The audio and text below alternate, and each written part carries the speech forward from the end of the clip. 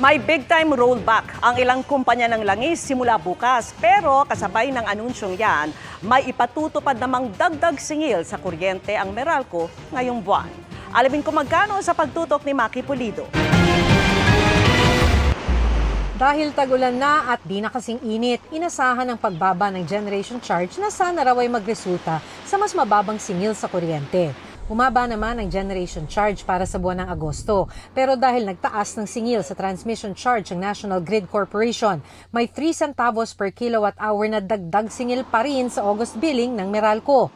Dagdag na 7 pesos yan sa mga kumukonsumo ng 200 kilowatt hour kada buwan at dagdag na 10 to 16 pesos kung higit sa 200 kilowatt hour ang konsumo sa kuryente. Ang taas singil sa transmission charge ay dahil sa biniling reserbang kuryente ng NGCP. Para sa buwan na ito, ang ancillary service charges ay tumaas ng higit 50%. Dahil hindi na natapos sa mga dagdag singil sa kuryente, lagi nakakatanggap ng disconnection notice sina Edna. Mahirap kasi pagdating ng katapusan, hindi mabuo ka agad yung pambayad. Ngutang muna. Pag mayroon na naman bill, utang na naman muli. May mga inaasahan pang dagdag singil sa mga susunod na buwan dahil may hindi pa nasisingil na transmission charges ang NGCP. May epekto rin sa generation charge ang pagmahal ng benta ng kuryente ng 2 planta na pinagkukunan ng kuryente ng Meralco. Hindi pa lang alam kung magkano at kailan natin ito papasanin dahil hinihintay pa ang desisyon ng Energy Regulatory Commission. Ngayon pa lang, pinaghahanda na ng Meralco ang mga customer. Kung maaprubahan na yun ng ERC na ipasa, ma-reflect siya as a increase in the generation charge. Kung may pagtaas sa singil ng kuryente, may pagbaba naman sa presyo ng langis simula bukas.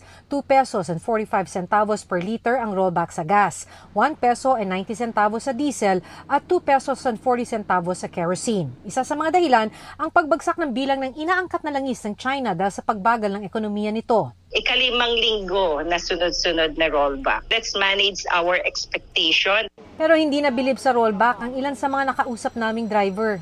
Parang lokohan lang mag-rollback sila. Isang linggo, nagtaas na naman sila, mas tumaas pa doon sa dating presyo. Di wala rin. Mamagulat kayo, isang buwan, mas mataas na naman. Ang dapat daw maintindihan, sabi ng Department of Energy, net importer o lahat ng langis inaangkat ng Pilipinas. Kaya susunod lang ito sa dinidiktang presyo ng international market. Para sa GMA Integrated News, Maki Pulido, nakatutok, 24 oras.